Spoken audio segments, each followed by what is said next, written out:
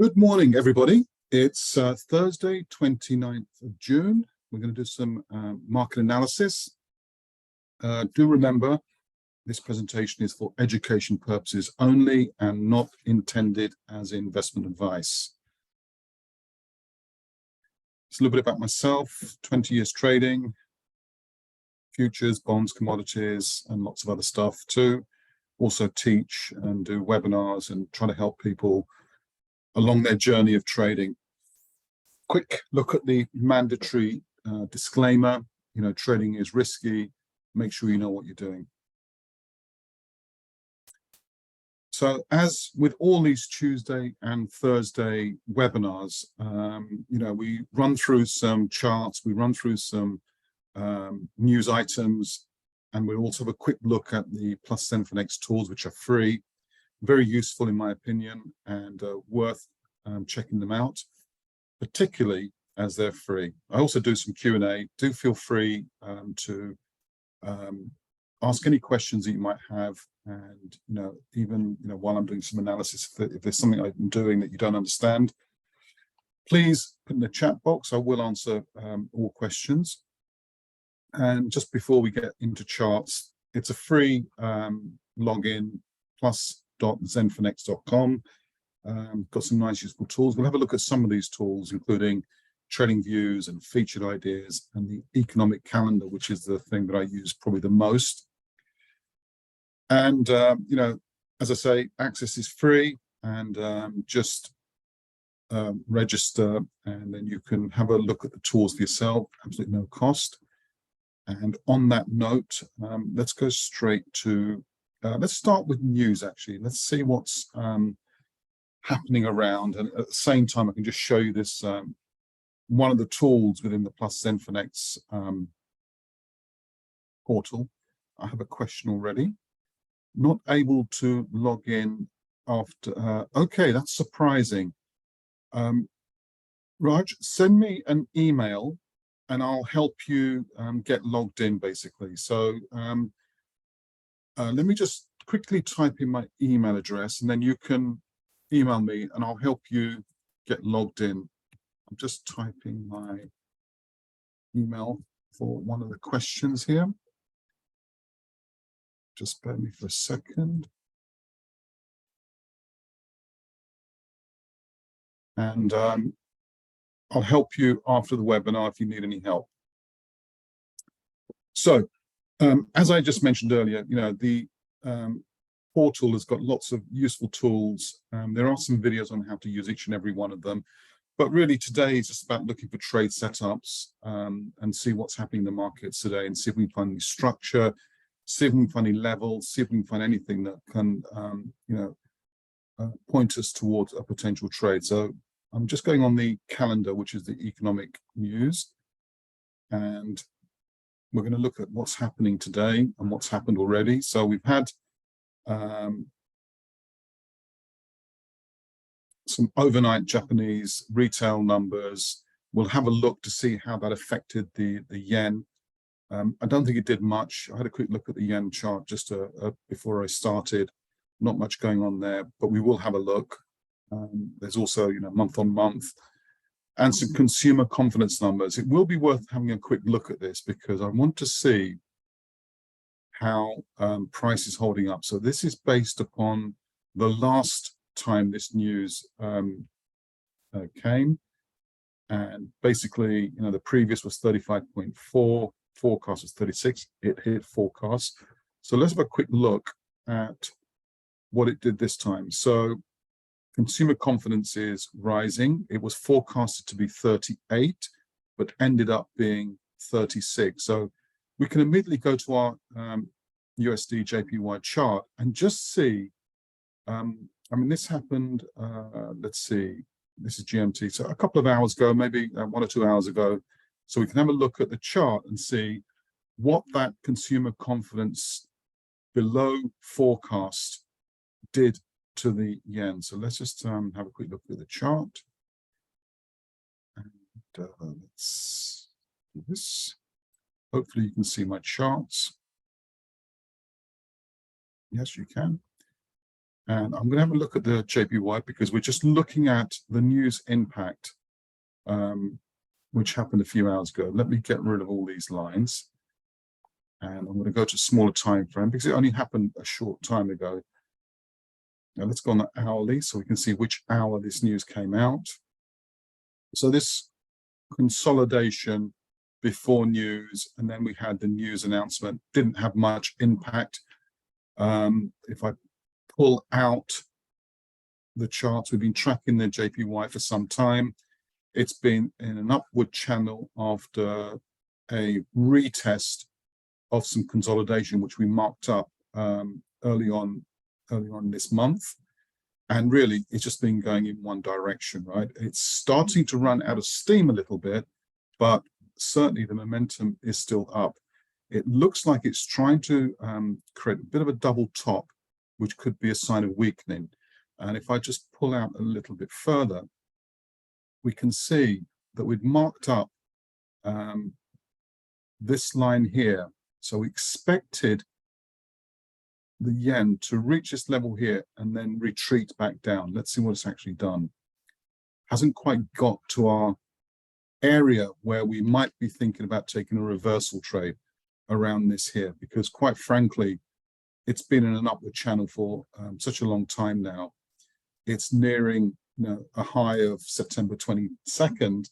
Not quite there yet, still some way to go, but it's certainly in that direction, basically. So we'll be looking at how price behaves around this level here. So we'll be really looking quite carefully and seeing if there's any opportunities there for us, because if we just look back in time, right, it had resistance, broke through, dramatically broke through, and now it's made all its way back again, back into this area of consolidation. We'll be looking at price action to see what happens around this level, particularly on shorter time frames, right? So we can look at the shorter time frame here, and it's just starting to enter here. So what we are looking for, let's just map out what I'm looking for anyway. I'm looking to see how price behaves around this 145.51 level.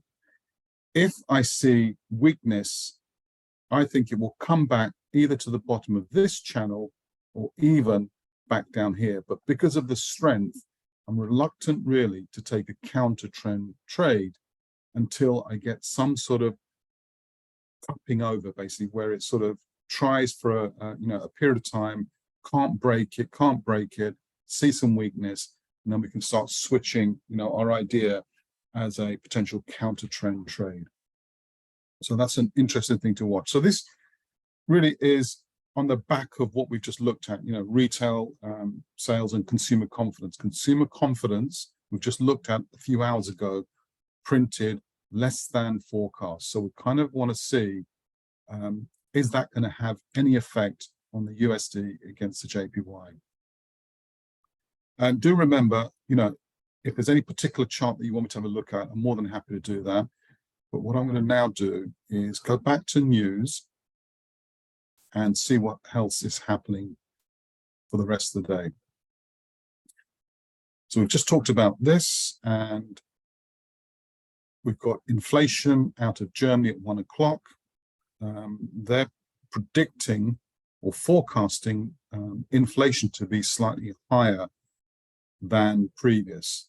Slightly, I mean, for Germany, that's actually quite significant. Let's see and have a look at what impact during the May 31st, exactly a month ago, report did, to price. So previous was 7.2. Forecast was, so inflation actually came down quicker than expected, and that for the euro dollar had a negative effect. And in fact, over a period of 4 hours after the news announcement, prices fell. It sort of had a 53 pip range from top to bottom. And then we can have a look at the euro from that previous news announcement and see, how much impact did it have for a few weeks or till now. So we can actually look at the news impact back May 31st and see what has happened. Not necessarily just the result of this inflation, but inflation actually is an important number. So let's have a look at the euro dollar and look back at precisely, May 31st. We'll see this pop up, and then we want to see what it did after that. And the reason why we're doing this is because when there is a print of the news today, we can start mapping out past behavior and seeing if we can find levels where we can, once confirmed, join the trend. So let's have a quick look at the euro dollar. So let's pull the chart up. So we'll go to the euro dollar, and from May 31st, so I'll just draw a vertical line from May 31st, and I'll probably need to go to the daily. So May 31st was around here. If I magnify that a little bit. So the purpose of what I'm doing right now is seeing the impact of inflation on last month's news to kind of map out, when we have this news later on today, how that might move markets, right? That's the objective of what I'm trying to do right here. So I'm just going to try to find the exact moment. And it's just around here. So here was the news. In fact, I've gone a little bit too far. Let me bring this back to this bar here. So what happened was, news came out, went sideways for a few days. Let's put a little box in here. And just to map out what I'm doing, I'm looking at past news events, see how they behaved and what actually happened afterwards. So from a fundamental perspective, right, the inflation was less than actual last month, and that had a positive effect on the euro. It's now consolidating again from this upward channel, and once we know what the news is, we can then start looking at maybe a slightly longer term position in terms of, is the news announcement going to have a positive or negative effect on on the price or the value of the euro dollar. So let's just go back to a shorter time frame and just see what's been happening in the last few days. What it's been doing, I think we drew these boxes either last week or earlier this week, and you can see it's literally bouncing between our levels that we'd marked up. We have our upward channel. It bounced off the bottom of the upward channel, hit this level of support that we've drawn in here, bounced off it, to let's see, 150 pips move up, basically. So not a bad move, and it went exactly to this area that we drew out, hit it, and came back down, hit the bottom of our channel. And just to remind people, who are new to what I'm doing here, I only use support, resistance, trend lines, channels, and sometimes fibs. I don't use oscillators or moving averages, because I can see very clearly everything that's going on in terms of price action, not only what's happening right now, but also what's happened, in previous. I don't need any indicators to tell me that. So we're right smack bang in the middle of this top range and bottom range. And when that news comes out, right, it's going to have an impact. And what we're going to try to do is to figure out, is it going to break through these levels, or if, inflation indeed in Germany has sort of, come under to a level of control. I mean, 6.7 isn't necessarily a good level, but it's certainly lower than we have in the UK, for example. So if that news is positive, it may find itself breaking some of these levels here. Let me just go back to the daily so we can get a slightly wider perspective. I mean, I guess the only thing to point out here is that we've got almost like a triple top here.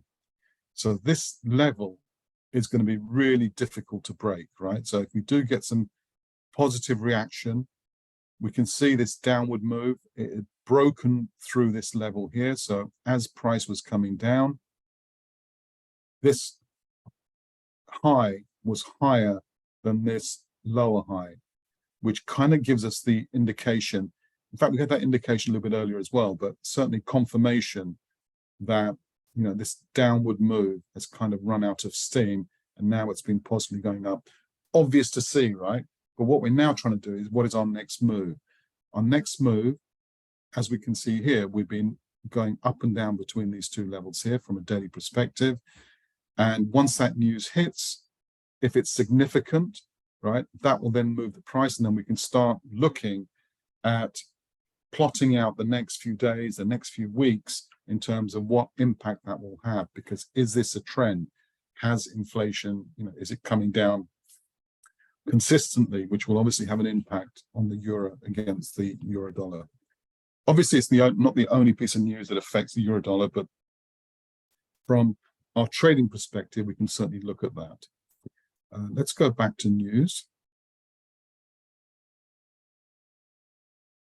News calendar, I should say. So that's the inflation rate that we just dealt with. Now we've got initial jobless claims at 1:30 London time today. And let's spend a few minutes looking at this, because again, this you know, has the potential to move markets. And as traders, what we're trying to do is look at, you know, how we can utilize these movements from news reports to see how we can position ourselves in terms of long or short. So that's coming out at 1:30. Let's have a look at what happened on previous news events. So this is a weekly initial jobless claims report, and we can actually go back and look at all the different times the news was released and what impact that had on price. And, you know, just going back to, for example, this one here, we look at, I want me to move the cursor, but I can see actual was 262,000, and the forecast was higher. So there was less initial jobless claims, which if we look at what happened to price, it moved up, right?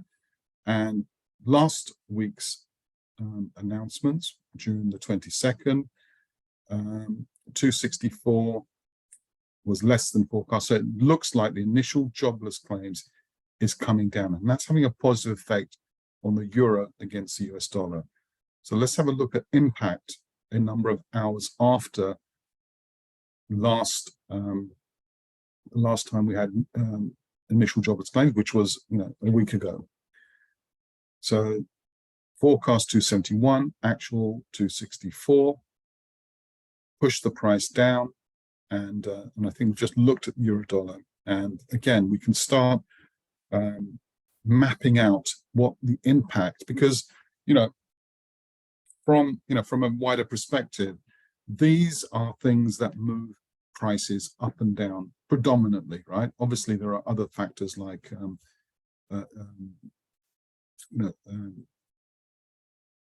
policy, interest rates, inflation, geopolitical issues. They all move price as well, but what we have to work with is a thermometer, if you like, on the state of the economy in the US by looking at initial jobless claims. And we can start plotting out and saying, okay, is this having a positive effect on the dollar and against the euro dollar? What is actually happening? And if we study these and go back in time, we can start building up a trade plan based upon when the news comes out. I'm not suggesting we jump on news and take news straight away. What I'm suggesting is that we can start mapping out the impact of these numbers on, for example, the euro dollar.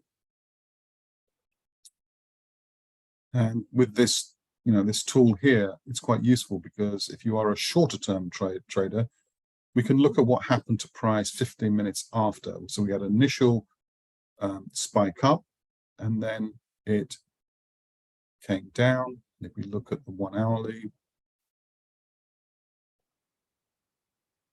it stopped probably at some sort of level of support and started rising. And then if we look at 4 hourly, so we saw the move, rise, then it came back down again, and it's sort of grinding down. And if I look at the euro dollar chart from a much more smaller perspective, maybe the hourly perspective, we'll be able to have a look at what happened as a result of last week's news and maybe get some indication. So if I go to an hourly, I'm going to put the daily first because then I can mark up the date. So let's look for June the 22nd, June the 19th, 21st, 22nd. So this bar here was when the last initial jobless claims, you probably can't see that, I may have to make that thicker.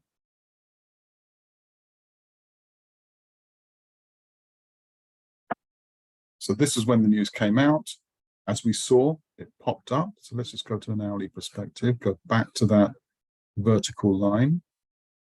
So what I'm really trying to do here, just so you get an understanding of what I'm trying to do here, I'm trying to look at the reaction of price, in this case, the euro dollar, as a result of the news that was, last week, basically. And from an hourly perspective, whenever that news came out, had a positive effect, and then it's been sort of coming down, came to a level, in fact, to a level of support and our channel, and it moved up. So it'll be interesting to see at 1:30 what has happened as a result of this news, not only from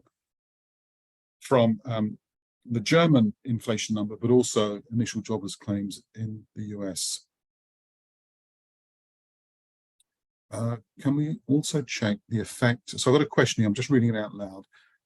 Can we also check the effect when multiple news are coming without? Okay, so I'm going to have to ask a question first. Do you mean, for example, when we have 3 or 4 different news items coming out, let's say 1:30 London time, can we look at multiple time frames? The simple answer actually is no, but you can try to pick out which is going to be the most impactful. What I mean by that, so let me see if I can find an example of that. Let's get the news thing back up again, and we'll see if we can find a date. And if my question's correct, yes, okay. So I understand your question now. So let's see if I can look back in time and look for a day when there was multiple news items. For example, and all at the same time is what I'm presuming the question to be. So let me just find.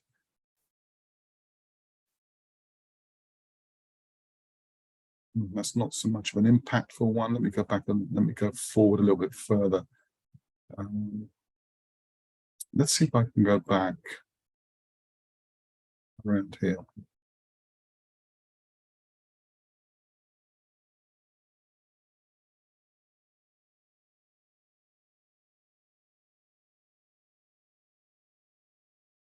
Yeah, so what I'm trying to do is beginning of the week to the end of the week, scroll down. I don't really see anything on that week, maybe the following week.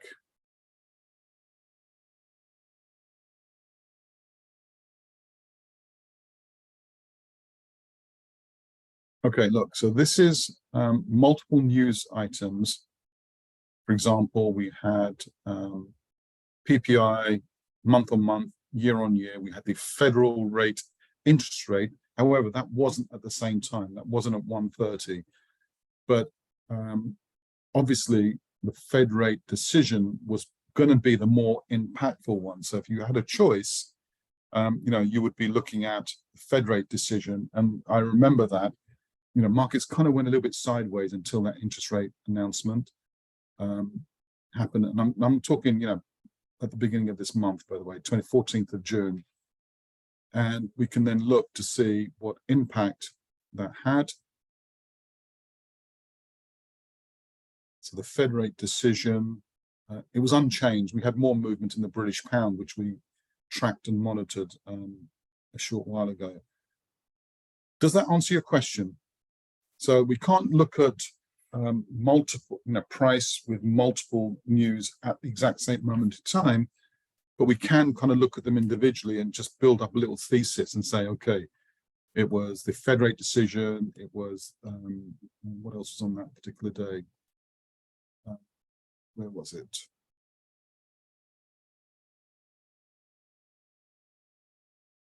I think it was here, inflation rates, that was the following day, interest rate decision, PPI purchasing, managers index, probably less impactful than the important Fed rate decision, and probably more impactful was a press conference afterwards. If we look at what happened as a result of the press conference,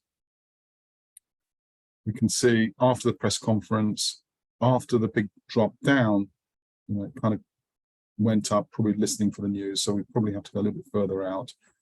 And the volatility was, 23.8 pips. So that's how to use that tool in conjunction with looking for trade setups. What I'm also going to do is just have another look at the two tools that I mentioned earlier, trading views and featured ideas. If I look at trading views on the, on the free portal, what you'll get is some trading ideas presented by, analysts and traders who will post their potential trades. For example, this is the USD CAD from an intraday support around 1.3240, a long position above 1.3240 with target 1, target 2, and it explains why they came up with this. So they're very bullish on the USD CAD.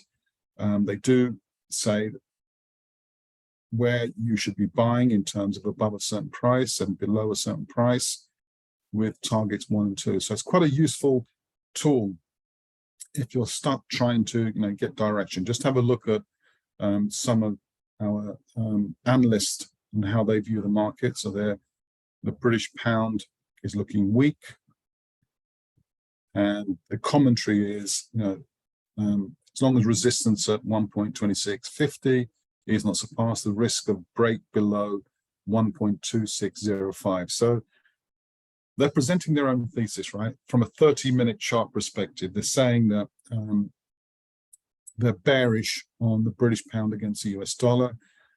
They explain the reasons why in terms of moving averages, some Bollinger Bands. As those of you know me, I don't use any of these tools. I use pure support, resistance, consolidation, and breakout. So that's kind of different from their perspective, but that's the whole great thing about markets. There are a million ways to trade the markets. It's finding your own method that is consistently working for you. And the last tool I'm going to look at is featured ideas. So the featured ideas is, again, looking for a certain type of pattern. In this particular case, I don't think I'll look at the CAD, this one here. I think I'll look for something a bit more major. Nothing potentially setting up on the majors. If we go to custom settings, we are able to put in some criteria. I'll show you how to use this on another webinar, but you can then start looking at, for example, at Aussie New Zealand. They've got a channel.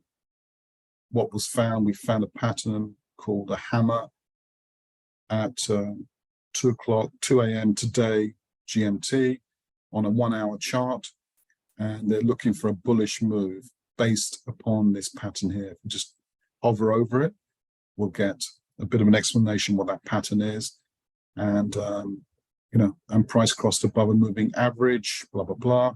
So they put a narrative out there. They give you an indication of whether it's strong or weak, and generally speaking, quite a good tool. If anybody has any more questions, I'm going to call it a day today. If you have any more questions, please, I'll give you a minute or so to ask them. In the meantime, I'll just go back and show you how to access these tools. It's plus zenphoenix.com. It's absolutely free. Log in, utilize the tools. They'll help you in enhancing your knowledge about how to trade the markets. So on that note, I don't see any more questions. Thank you very much for attending, and I shall see you next Tuesday.